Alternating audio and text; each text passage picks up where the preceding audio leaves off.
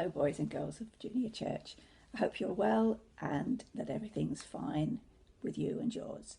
Now today and for the rest of August, because it's August of course now, we're going to tell you stories of people from the Old Testament of the Bible. These are people who you may not have heard of before, but they're all very important because their stories are in the Bible and because they were all people who listened to what God had to tell them, and they did good things because of that, because they did what God told them to do. And this is the first story today is about a man called Gideon. Gideon, he was a very ordinary man. He was a farmer a long time ago, and this is his story. It's called Farmer Gideon's Men. The people of Israel were hiding. They hid in caves. They hid in the hills. They were hiding from the men on camels. The men on camels came riding into the promised land from beyond the river, the Jordan River, and they took away the sheep, they took away the cows, they took away the donkeys, they trampled on the corn as soon as it was planted. Why did God let them? There's a picture of them.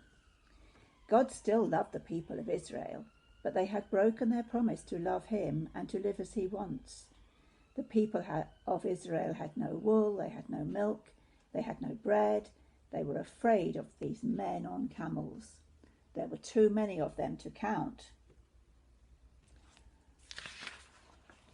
"Help, help, please help us," they cried to God.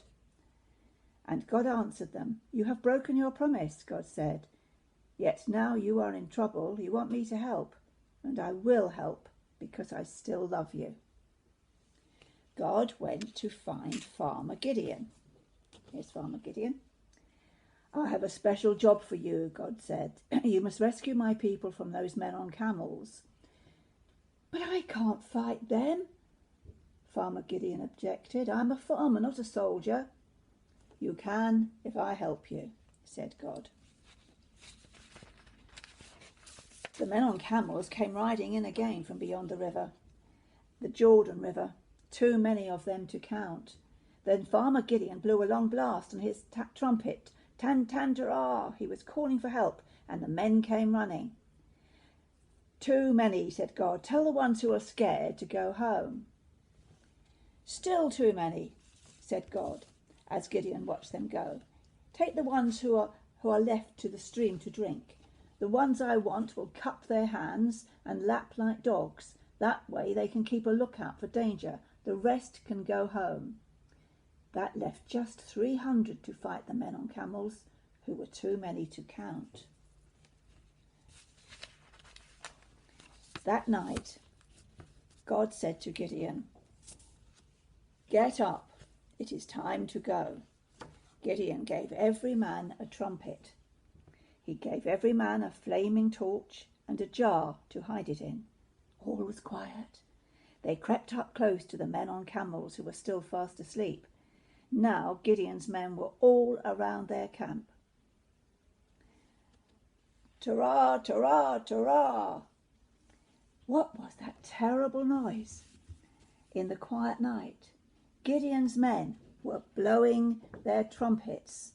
What was that blaze of light in the dark? Gideon's men had broken the jars that hid their flaming torches. The men on camels were so scared they woke up in fright, and then they leapt on their camels and fled. And that's the story of how Gideon, who did what God had told him to do, managed to save his people from the men on camels. I hope you like that story, and there's a lot of activities to do. I think Tim will come round to see you with a bag of activities which will be linked with that story, I think, and I'm sure you'll enjoy doing it. And I shall see you next week with another story from a person of the Old Testament. Have a lovely week. Take care of yourselves. Bye-bye.